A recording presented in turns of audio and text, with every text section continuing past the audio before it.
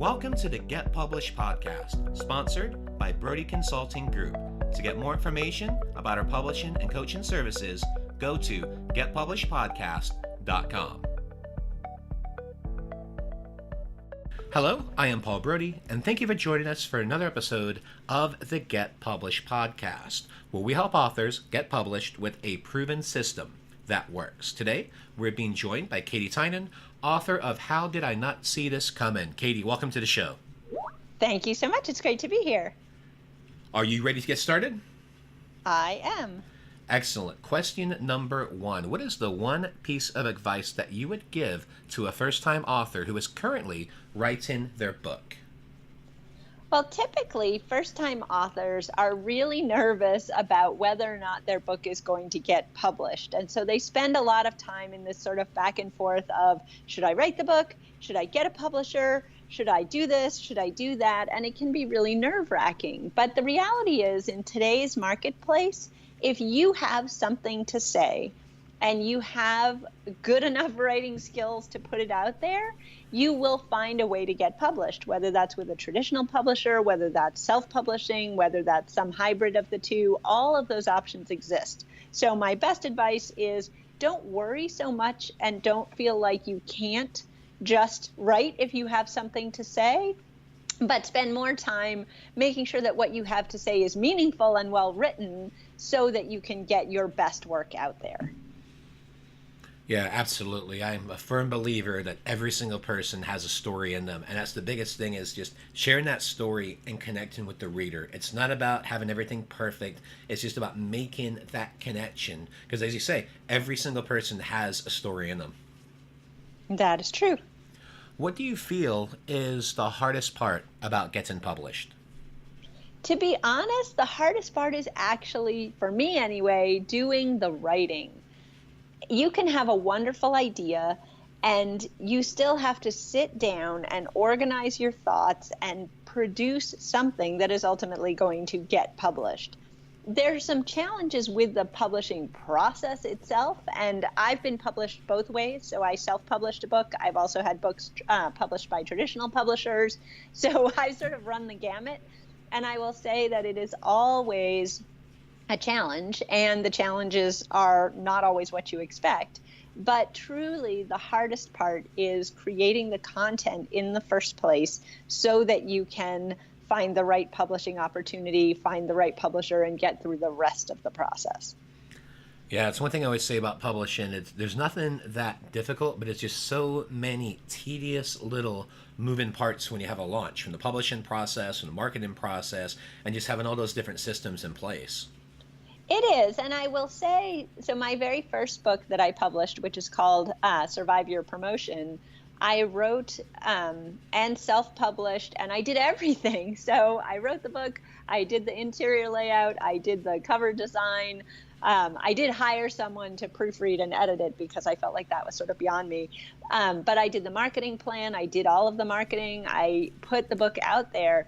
And so because I've done all of it, I'm familiar with all of the moving parts, which means that then when I later had a publisher to do some of those things, I still knew that there was a lot of stuff that needed to get done. And I knew what they weren't doing, which is typically the marketing. And we'll talk more about that in a minute. But ultimately, the marketing is almost always on the author, no matter how lovely your publisher is. But there are so many other moving parts to the process that I think as an author, it can get a little frustrating when you feel like, I did all this work, I wrote the book, and now I have to do all of these other things in order to actually get it out there.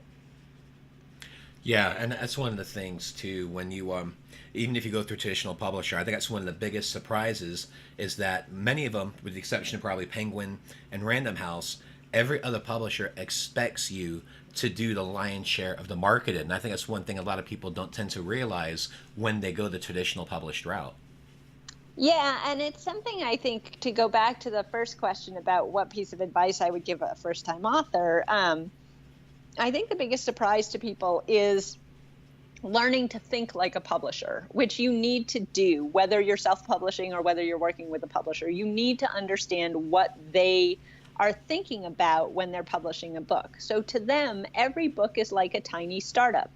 And if you can come to a publisher and say, I guarantee you that 10,000 people will buy this book because I have a platform, I have blog followers, I have whatever I have 10,000 people that are going to buy this book, a publisher will publish your book almost no matter what it's about. So I joke with people and say, Kim Kardashian can publish her grocery list because she has fans who will buy it no matter what. So that's what publishers care about. They care about how much of an audience you can bring to the table who are going to buy that book. And sure, they have distribution channels and they have some marketing channels that they work through. But at the end of the day, it is your platform that's selling that book. It means it's your network, your connections, all the people that know about you. So really, more than the content of your book, more than the topic of your book, what matters is how many people you can bring to the table who are going to buy it. Absolutely. Well, and speaking of marketing, so that's going to transition really nicely into our next question, and that is to please share a marketing strategy that you have used in your book launch that worked well. So I've used a ton of strategies over the years, and there are a lot of them, from blogging to email marketing to having launch parties to reaching out to my network to all kinds of different things.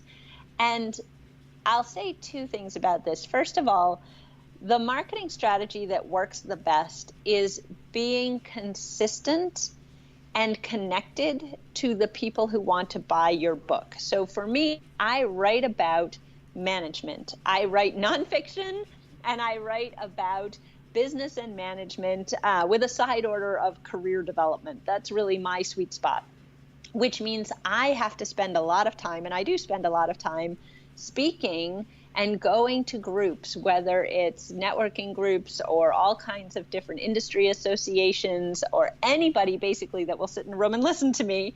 I will go and speak to about some of the topics that I cover in my book. That's the marketing strategy that works best for me, is engaging day in, day out with that audience that is then going to refer people and mention my book and say, oh, I saw this person talk, or I read this wonderful book. So it's about being engaged with your audience, whoever they are. It doesn't mean you have to be able to connect to the whole world. So you don't need an email list that has 1 million people on it. You need to connect with the people who really want to hear what you have to say and who really want to buy your book for some specific reason because it's going to help them. So that's what works really well for me. When you mentioned a really good approach too, talking about being consistent and connected with your readers, so with your social media, with your platform, but also go into networking groups, because I feel that's one of the things that, and this isn't just authors, this is businesses in general, that think that they can just do all of the marketing on the internet and not realizing that you can also make those connections closely. And for example, I'm connected with my local chamber of commerce, so we're in multiple networking groups and leads groups, and just making those connections locally. And then when you get to introduce yourself as an author and as a best-selling author, it really does make that impact both on the local level, in addition to basically on the internet and through that social media platform. Yeah, that's 100% true. I think a lot of people who are writers, particularly good writers, tend to be a little introverted, and it can be hard for us to remember that the best way to sell a book is in person. The best way to get someone to latch on to your idea and to like you and to like what you have to say is to actually meet them, see them, engage with them. And so I think we all look at social media and email marketing and some of these other techniques and say, wow, wouldn't it be great if I could get 1 million people to buy my book just with a tweet or just with, a really smart blog post? And unfortunately, it really doesn't work that way. You certainly can build an audience over time with social media and with a blog, and it is a great way to engage with your audience, but it's not a cure-all for not interacting with people in person and not interacting with people in a meaningful way beyond just sort of sitting back behind your computer and trying to do it all from your house. Well, it's funny you mentioned that too, because we always talk about KLT, no like, and trust. And I always joke around. I said, the one thing better than a BLT is a KLT. And they're like, what's a KLT? I'm like, no, like, and trust. And there's two of the best ways to build that relationship. One, as we talked about, is networking locally with local chambers, local lead groups, but also with video. So if you are going to put yourself out there, have video and use that to be on the internet and share your message. And just make sure it looks good. It's not just via a selfie cam on a phone, where you actually have a halfway decent video production, because that can also make that connection. Because you're right, people need to be able to see you, and versus just have an email or just have a post. I think it's that connection, and people get it in person, definitely. They can get it better through video than through the written word a lot of times. And so you're right, having multiple channels and having the ability to really leverage what you're most comfortable with. Some people are really uncomfortable with video, and I will also say practice makes perfect on that. Oh, yes. So it's something you should try, even if you do feel uncomfortable the first couple of times you do it. But yes, I absolutely agree that the more ways that you can connect and the more sort of methods that you can use to connect with your audience, the better. Yeah, and that's the biggest lesson that I learned, is that you cannot just rely on one channel. You have to have multiple marketing streams, because if you just have that one channel, let's just say Facebook advertising, for instance, and then something goes south, then where are you going to go? And that's why I always say you got to have multiple channels with social media, with Facebook pages and all those different things, but also having those local networking connections and building that business. Because before the internet, that's how we used to build businesses, was through networking and going to these local events. Yeah, 100%. The other thing that I'll say, and it's a little bit of a plug for what we're doing right now, but it is just great advice that I got when I was working on my second book, which is going on podcasts, going on radio interviews, going and being a guest blogger. There are a lot of people who dread having to create their own thing from scratch, right? They don't want, or they don't have the time to create a podcast and a blog and a radio show and all these other things. You don't have to. What you do is you do just what we're doing today. You go out on all of these podcasts that are related to your audience. You go find the 20 or 30 or 50 people who are talking about your topic and engage with them. And that way, not only are you connecting with your audience, but you're connecting with the people who don't yet know you. They're not your blog readers, they're someone else's blog readers. And so it's a really great way to get a lot of bang for the buck in terms of connecting with people who are interested in what you have to say without having to necessarily spend as much time building all those channels from scratch yourself. Well, and you bring up a great point with the podcast, because one of the nice things about it as well is, for those that don't want to be on video, they don't feel comfortable. Well, the great thing is with a podcast, it's a phone call. So if you're not too comfortable with it, you can do the interview in your jammies. I mean, whatever you're most comfortable doing, because just about every podcast, they're via calls. No, this interview we're doing right now, this was done via Skype, where it's just a phone conversation. And for those people that might not necessarily be comfortable with being on video, this is another great outlet where you can still get your voice out there. Absolutely. Well, let's transition a little bit and talk about your favorite book. So what is your favorite book? And what was the number one thing that you learned from it? So my favorite nonfiction book is by Daniel Pink, and it's Drive, The Surprising Truth About What Motivates Us.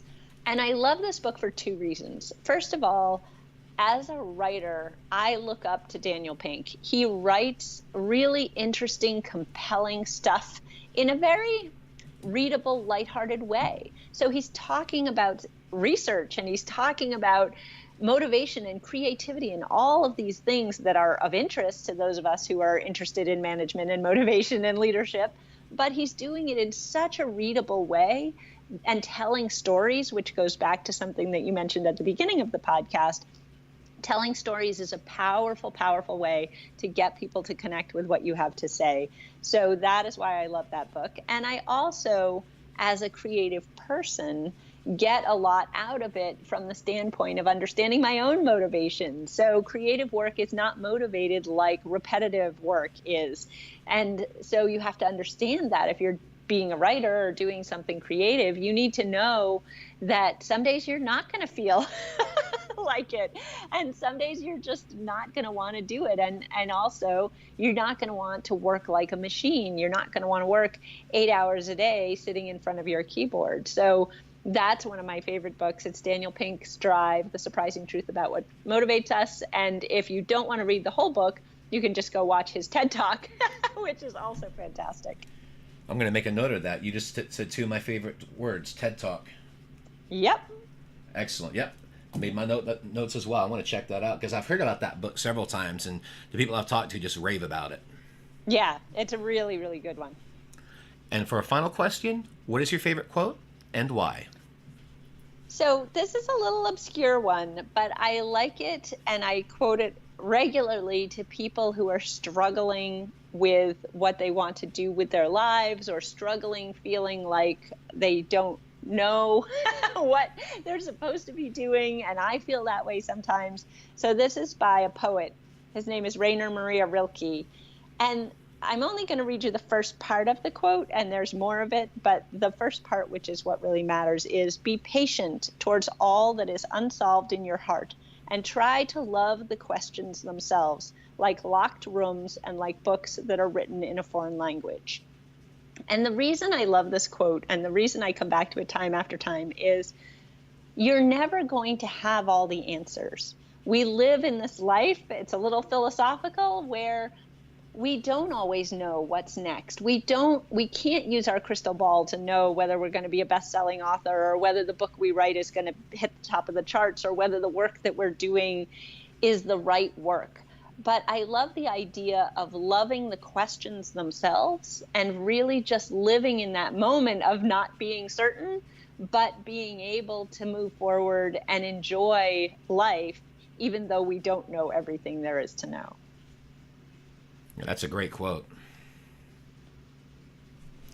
Well, Katy, I want to thank you for being a guest on the show. What is the best way for people to find you online? So the best way for people to connect with me is one of two ways. First of all, my website, which is katytynan.com, and that has all of my connection information. It will connect you to all my social media channels and everything else. And if you want to engage with me, talk to me, any of those things, I'm pretty active on both LinkedIn and Twitter. And so my Twitter handle is @KatyTynan.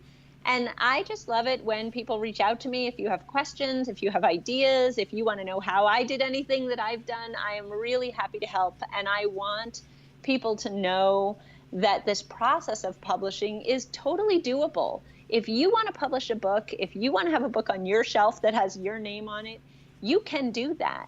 And any way that I can help somebody achieve that goal and find a way to do it, I'm happy to help.